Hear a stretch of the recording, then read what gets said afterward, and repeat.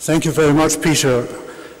I'm very honoured and delighted to be invited to speak at the 35th International Conference of the Byron Society, and it's a special privilege to be here in the Old Parliament.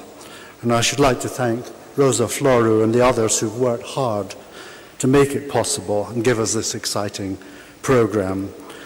And a special thank you to Alexandros, who's helping with the PowerPoint, and Irini, who is the interpreter. What I propose to offer today is some account of the Acropolis of Athens as it appeared to viewers in the age of Byron. At that time, the Acropolis had changed little in appearance since it was refortified in the early 18th century.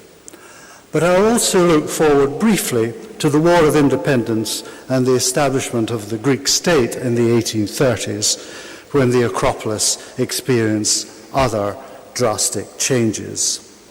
And I propose to discuss not just how the Acropolis and its monuments appeared, but how they were encountered and how they were perceived by viewers.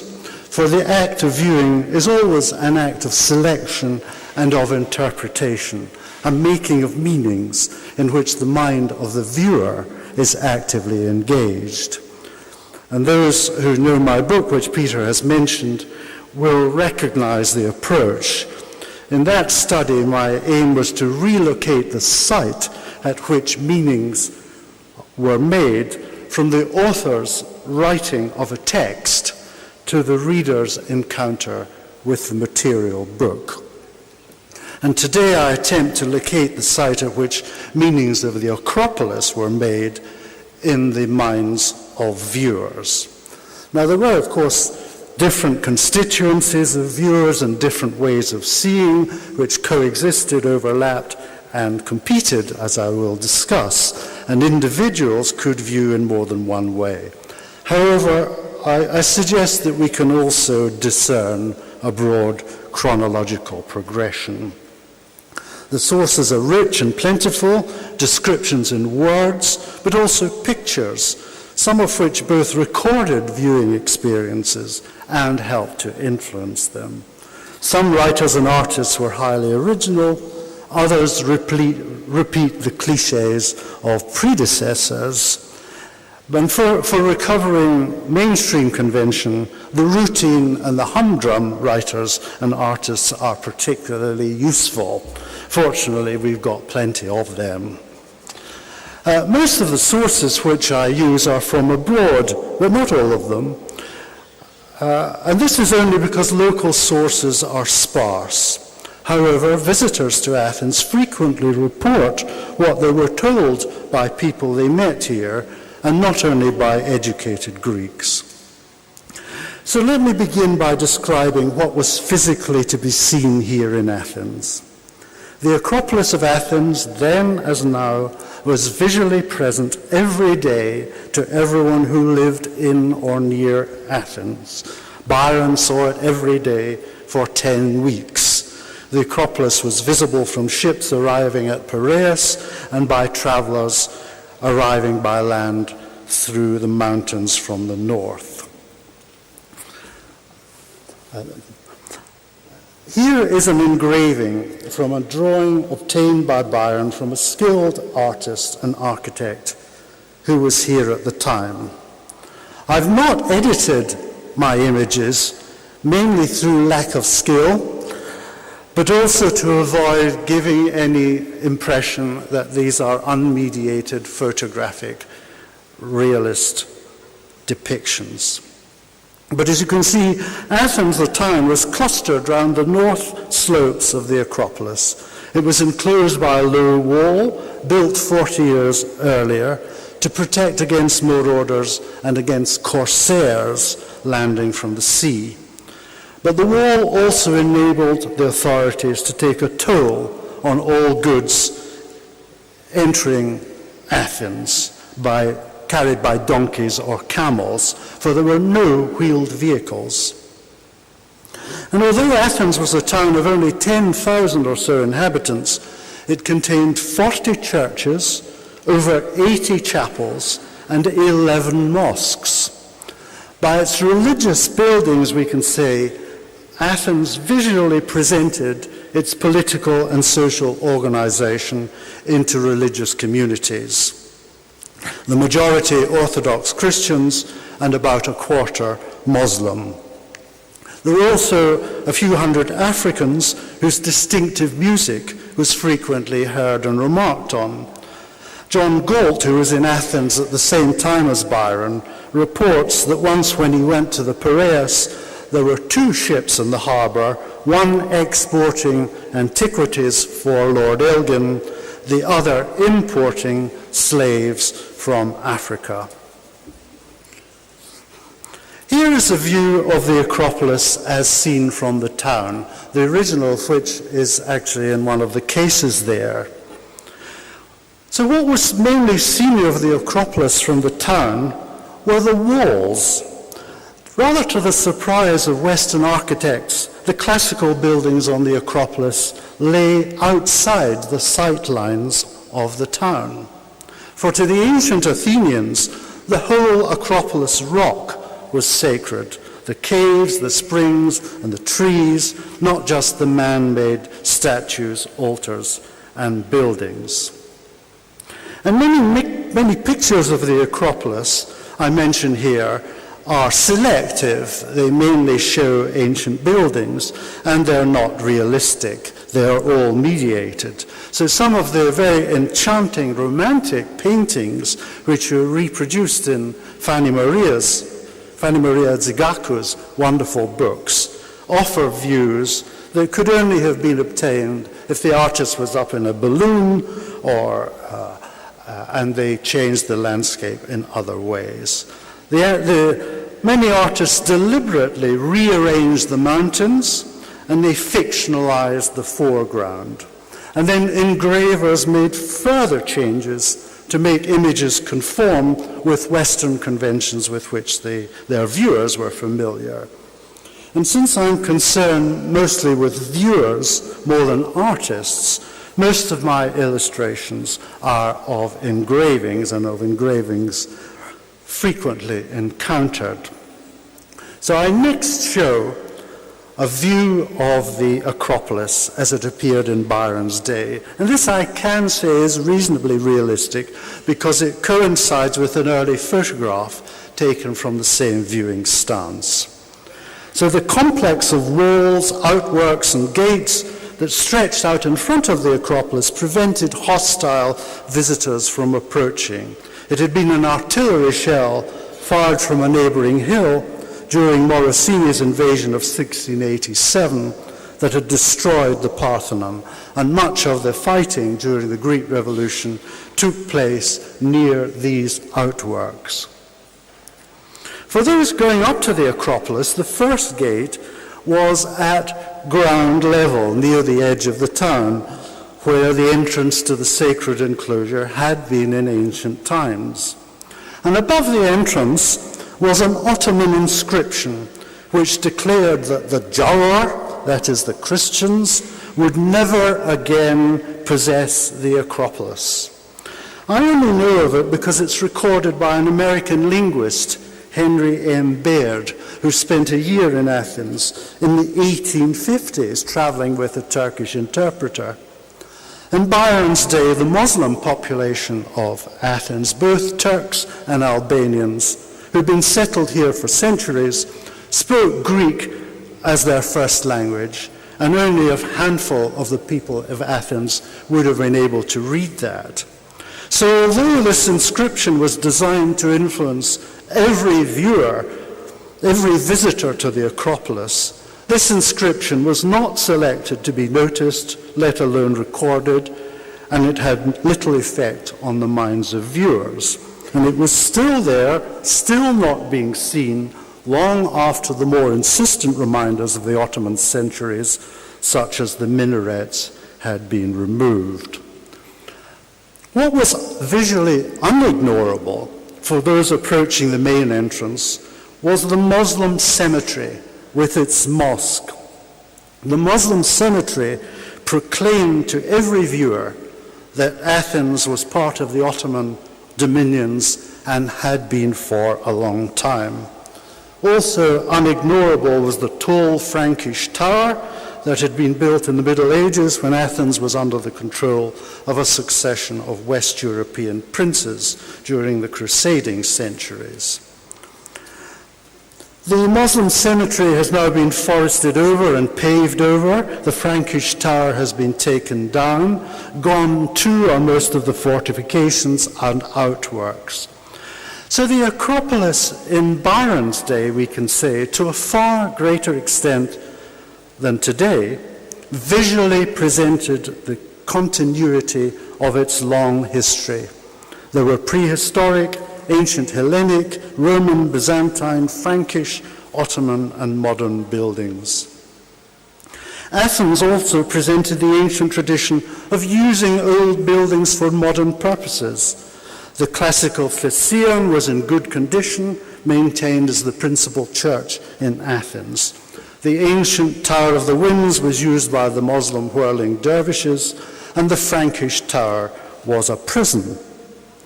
Athens also reused old materials, another tradition that stretched back to antiquity.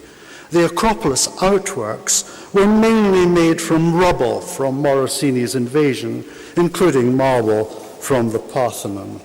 And pieces of broken, carved ancient sculpture were to be seen everywhere.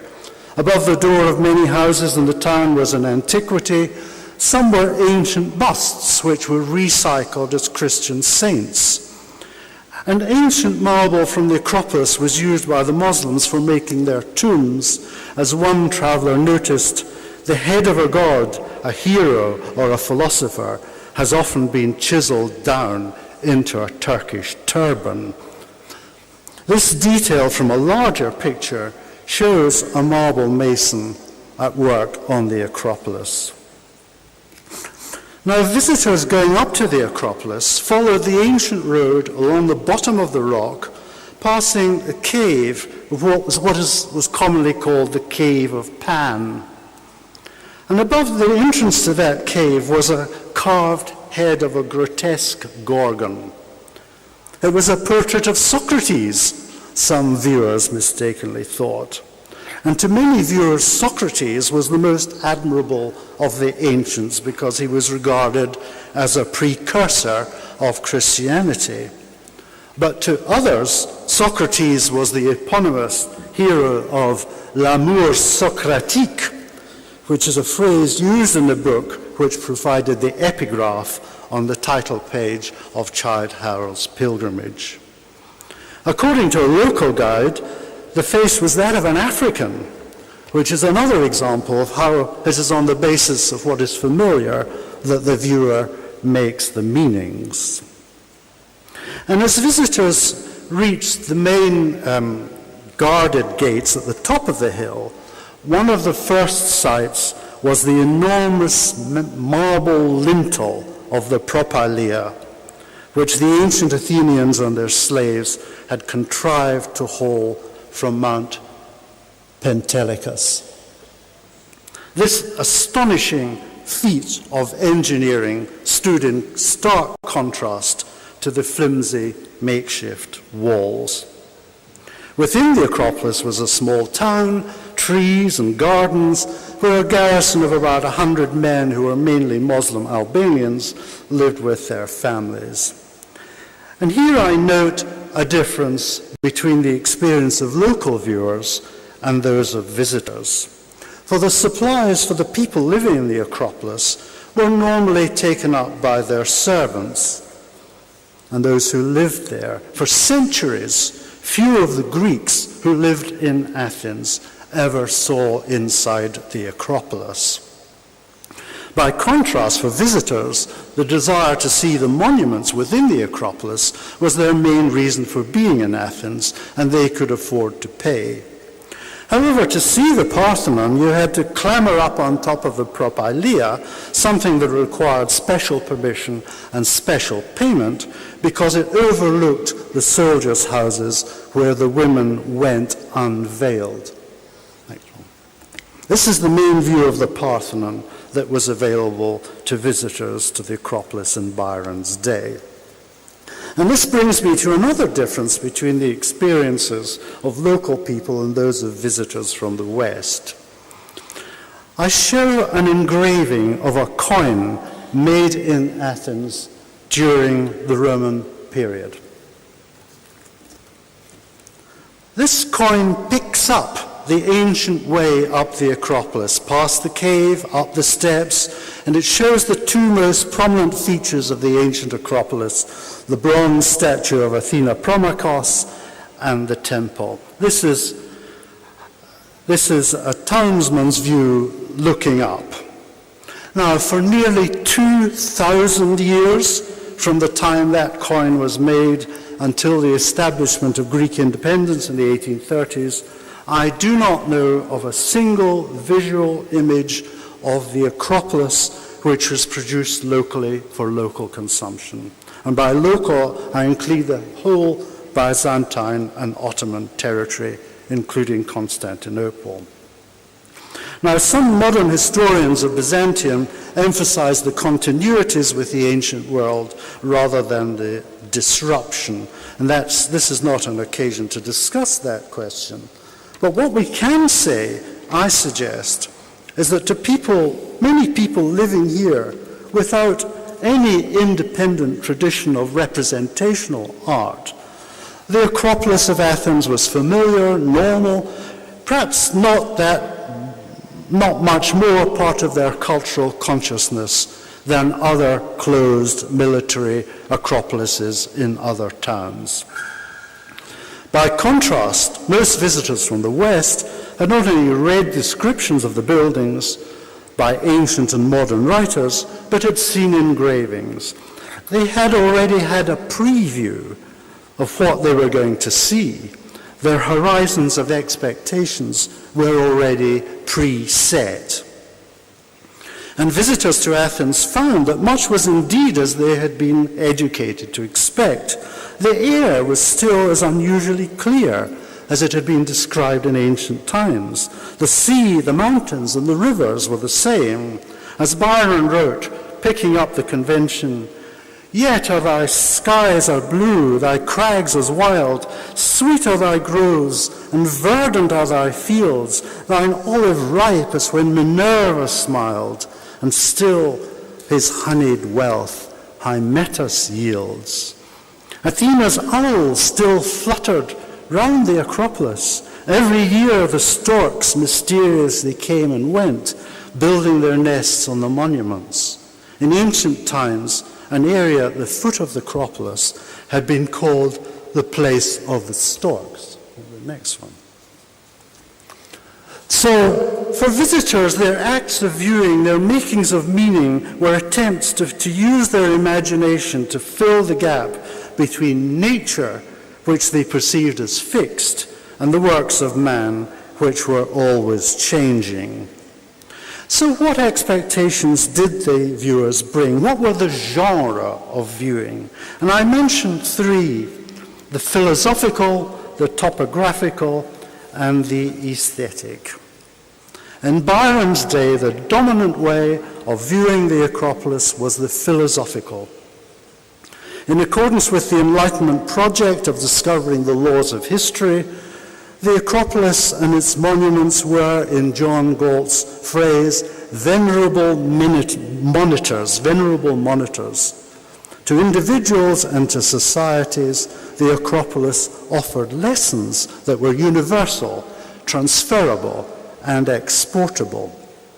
As Count Volney wrote in his famous book on Meditations of the Ruins of Empires, "I will dwell in solitude amidst the ruins of cities. I will inquire of the monuments of antiquity. What was the wisdom of former ages?" Now, since meditating was an active mental exercise that took time, some visitors viewed the Acropolis with their eyes shut. They dreamed, a convention that was later applied to Byron. But what were those lessons? The question was given new urgency by the revolutions that had recently engulfed Europe. As Byron's friend Drummond wrote, "At a time when the minds of men are peculiarly occupied with important objects of law and government, the need to consult the history of nations and the experience of ages." More than anywhere in the world, the Acropolis of Athens visually presented a continuous story from the mythic age of Pan, the birth of the world, to the present day. And since the written historical record was also full, Athens could be fitted into universal written histories that were another feature of the Enlightenment project. The Acropolis was therefore uniquely well suited to a philosophical way of viewing, and especially for constructing grand, unifying historical narratives. So many books play variations on Athens, its rise and fall, Athens, grandeur and decay. Now, to account for the achievement of Athens, many applied the theory developed by Montesquieu and de Stael that the character of a people is an outcome of the natural environment.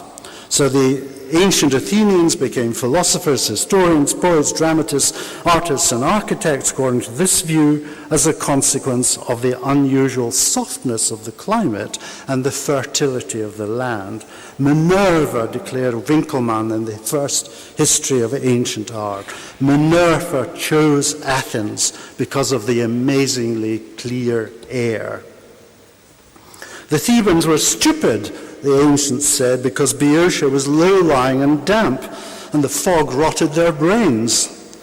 And Byron, picking up that tradition, noted that Lord Elgin came from Scotland, a land of meanness, sophistry, and mist. Each breeze from foggy mount and marshy plain dilutes with drivel every drizzling brain. But that theory, devised in Western libraries, did not survive the experience of an actual visit. Athens is not always sunny and balmy, and Sparta, which had a more pleasant climate and a more productive soil, produced militarism. So if the explanation for the achievement did not lie in nature, it must lie in man. So was it the institutions of the ancient Athenians that had led to their achievement, their constitution, their democracy, their navy, their colonies? Was the Acropolis a successful example of the rhetorical power of public art to create political unity, a way of manipulating the people into an obedient consensus, as Plato disapprovingly suggested, but one that modern countries could and did copy for building a modern sense of nationhood? And then what was the explanation for the long decline? For help in meditating on that question, the philosophical viewer of the Acropolis was visually assisted by the conventions of the northern picturesque. In northern landscape, ruins, including Newstead Abbey, were conventionally shown as crumbling, covered with ivy and brambles. And if there were human figures, there was usually only a few of them contentedly going about their peaceful work. And the many books that advised artists on how to achieve their desired picturesque effects, including a few that advise on how to present Greek ruins, emphasize that accuracy is not important. The picturesque must always have a philosophical aim of conveying to the viewer a sense of stillness, solitude, and depth of time. So the Acropolis was accordingly draped in foliage, and the people were subordinated to the ruins. And the picturesque easily accommodated Orientalism, in which the men are frightening. And although the women soldiers on the Acropolis were kept indoors and veiled when they went out, they're sometimes shown as flirting, as if they were at a costumed party in the gardens of Versailles. Here's the next one. So this Orientalist combination of exoticism and eroticism marks many illustrations to Byron's works, and it helped to entrench it around the world. So how did this Oriental scene fit into the universal histories? Had Athens suffered a judgment of God, like Nineveh and Tyre and the other ancient cities whose dismal fate was recounted in the Bible? Actually, at a time when many of the claims of the Bible were being undermined by Enlightenment scholarship, viewing the Acropolis in this way gave greater credibility to the prophetic books, notably Ezekiel and the Apocalypse. But if so, then why had Athens been downed? Too much luxury? Too much Socratic love? Maybe too much art? Too much debate? Too much philosophy? Not everybody admired classical Athens. So some viewers preferred to turn away, even to ignore the Acropolis, and look instead at the Areopagus nearby, where Paul had discussed his ideas with local Athenian philosophers. The only explanation for the long story of Athens seemed to lie in the character of the people concerned, which is another way of thinking that pointed the way forward towards 19th and 20th century notions of essential racial differences. I next turn to the second genre of viewing, the topographical. The topographical viewer tried to imagine the Acropolis as it had existed in the age of Pericles. He or she usually followed the route of the ancient writer Pausanias, who walked round Athens in the time of Hadrian. So the modern viewer cleared away the modern encumbrances and rebuilt the ancient buildings. And this viewing experience, too, had been pre-imagined for them by images that were viewed all over Europe and America. The travels of the younger Anacharsis into Greece, written originally in French, but soon translated into all the main Western languages, was produced in innumerable editions, abridgments, and versions for school children.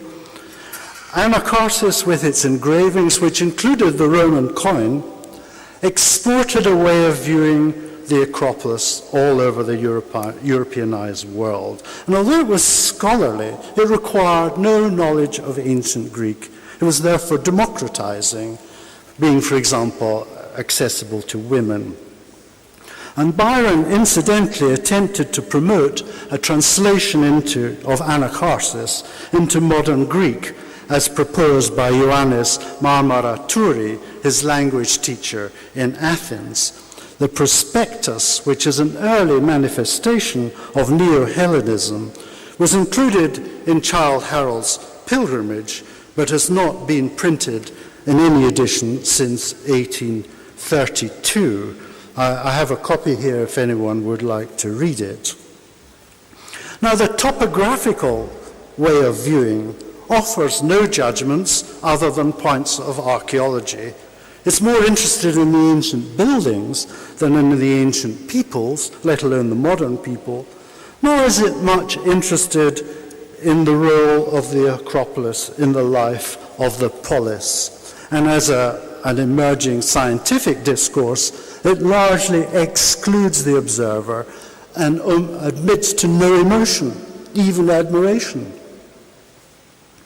And that brings me to my third genre of viewing, the aesthetic. Could it be, some visitors asked, that the buildings of the Acropolis preserved some essence of Athenian Hellenism that was independent of their associations? The aesthetic way of viewing, unlike the philosophical or the topographical, doesn't need the active participation of viewers. On the contrary, it claims to be an autonomous domain that is fixed and stands outside history. As the artist Grecian Williams wrote of the Parthenon, instruction emanates from every part. It teaches the rules of nice proportion, of grace and beauty. And the aesthetic is exportable. By Byron's time, Britain was already filled up with new buildings modelled on the ancient buildings of Athens, and Germany and North America were following close behind. And I show now a picture made by James Athenian Stewart, who with Nicholas Rivette did more than anyone to create and export aesthetic Hellenism. So Stewart imagines the ancient architect Mnesicles showing his plans for the Propylaea to Pericles and the other famous men of the time. And on the left you'll see Socrates and the cave of Pan and the stairs up to the Acropolis. Stewart has copied from the Roman coin. But the building on the right is a gentleman's library built in the Neo-Hellenic style. England, such buildings proclaim, has imported the essence of the Periclean Acropolis and of classical civilization. England is the new Athens. And it's a small step from importing the aesthetic to importing the actual stones. And it is, of course, a vulgar error to believe that to possess pieces of the building of the classical Acropolis is to possess access to the civilization that produced them. And it was only made plausible because the metaphysical aesthetic had already conceived of the ancient buildings and even of their sculptural members as works of art, separable from geography, history, function, and from participation by viewers. I show next a lithograph from France that I've only recently found. It's of Lord Elgin, and it shows the Turks trying to prevent Elgin taking away the marbles. And the caption reads, "Lord Elgin interrupts his meditations." So this illustration, I think, captures the transition between the philosophical mode of viewing, where the viewer is central, to the aesthetic notion that meaning could inhere in stones. Let me now come to Byron and how he viewed the Acropolis. When Byron set out for Greece, his friend Francis Hodgson, who never saw Athens, urged Byron to be inspired in his political career by the philosophical lessons he would learn from viewing the Acropolis. So his advice is conventional. "Athens, my Byron, Athens be thy aim, thy inspiration, thy guide to fame. Not modern Athens, languid and impure, body and soul unworthy of a cure. No, the fair land whose genius rose on high, like yon Acropolis that mocks the sky where earlier suns more proudly shone on old Piraeus and on Marathon." And Hodgson contrasts the picturesque ruins of Newstead with those of Athens. Those mouldering walls where Phidias triumphs yet, if safe from Elgin's sacrilegious guile, can ne'er their beauty bid their soul forget repentant Henry's consecrated pile. Now, I needn't rehearse Byron's debates with Hodgson and Hobhouse, which we will have in the play, but here I can contribute a previously unknown letter that Byron wrote to Hobhouse shortly before he left Athens that I found in an autograph dealer's catalogue, quoted. I'll only quote the Byron words. "I will not, and I beg you in my name to say no, no, no. If you sell, sell Rochdale. My mother sells me a pack of stale scandal and newspaper extracts, which one sees in every seaport town. Handsome, a damnable account of my affairs, though I can't tell if he tells truth or not."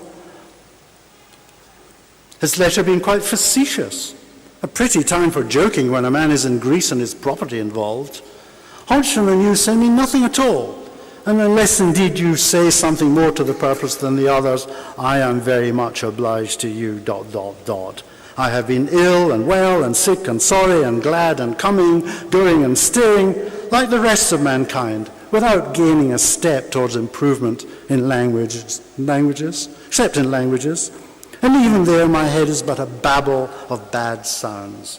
For want of employment, I began several pieces of scribbling, but have been wise enough to destroy them all, except the poem of which you may recollect I had finished 2 cantos, to which I have added nothing. And I also have a much shorter unpublished fragment written to Hodgson after his return to Newstead, which is directly relevant to my theme of ways of looking at the Acropolis. If Gale reply, we will rejoin, but I never attacked him. The hints I furnish were of the gentlest kind. If you have made them vitriolic, it can't be holpen that we should in turn take to the trade, etc. Now that fragment enables us to readmit to the canon of Byron's work the long anonymous review of 2 topographical works on Greece by William Gale.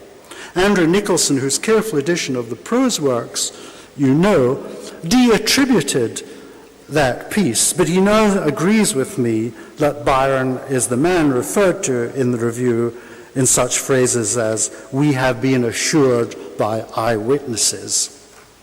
And we can pick out specifically Byronic sentiments and the vitriolic passages that he feared would provoke a protest. For Byron and Hodgson didn't quite accuse Gale of not having been to some of the places he describes, but they do say that what he had produced was not so much a guide to contemporary Greece as a commentary on Pausanias. Much of Gale's book could have been written in a library at home. So in the months that follows, which we know from Peter's edition and others, Byron and his friends made sure that Childe Harold's pilgrimage would not be liable to that charge. To the verse part written in Greece, Byron added a long prose section, which takes up more than half the book. And Byron pours scorn on the conventions, the philosophical too trite to require recapitulation, the topographical, harmless as fox hunting, and the picturesque, the hireling artist plants his paltry desk and makes degraded nature picturesque.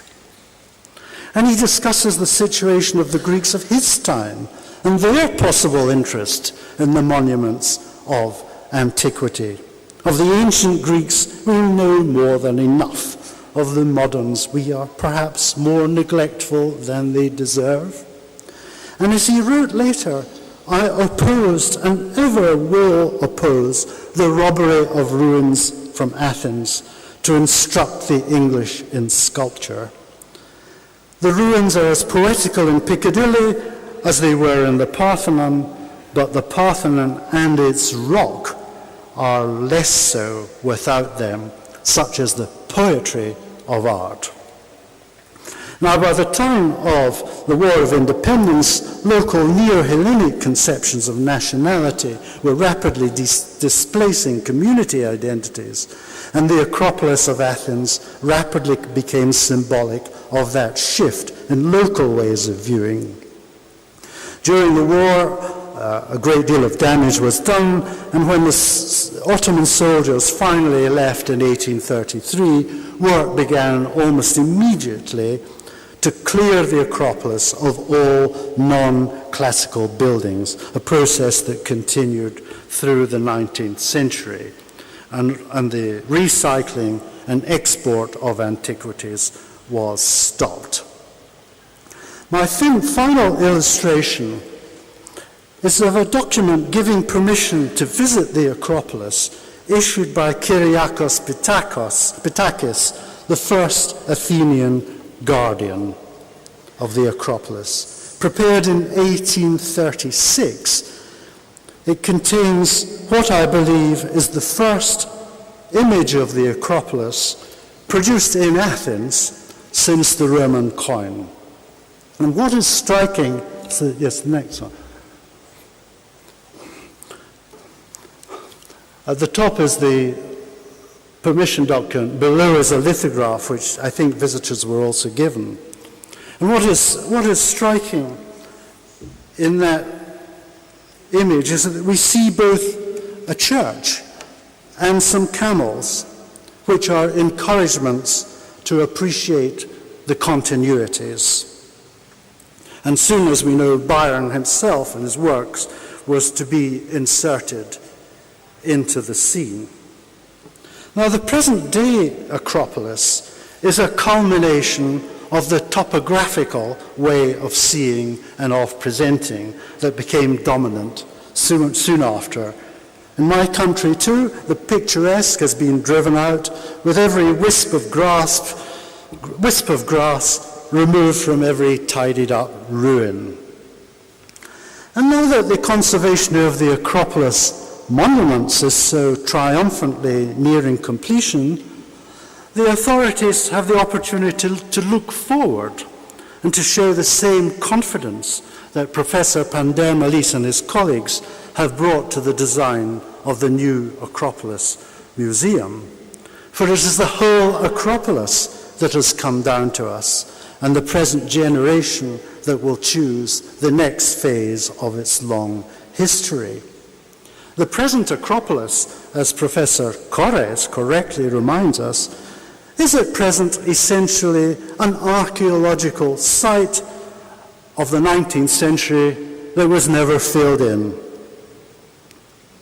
But it need not be held fixed in time at that point. On the contrary, there are now opportunities to reclaim more of past viewing experiences, nature as well as buildings. The top of the Acropolis could have soil put back on it, made flat. And as the world moves towards a carbon-free economy, the unique, clear air of Athens may again become normal. As Melina Mercouri wanted, we could reintroduce more greenery, more trees on the Acropolis as well as elsewhere in Athens. And maybe even the storks could be encouraged to come back. Thank you.